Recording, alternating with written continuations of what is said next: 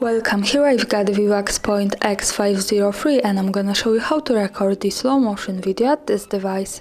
So let's start by tapping on the camera button here to open it, and for now we are in the standard photo mode. Let's change it to the video by tapping on this button from the right.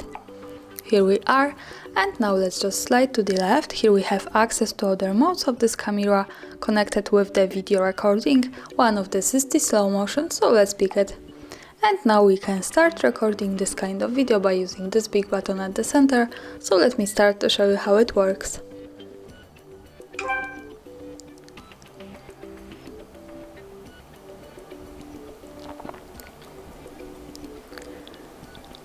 And now let's stop by tapping again on this button. To see the video, let's move to the left to this one. Here we get quick access to the gallery, and this is our video. We can play it by tapping on the center.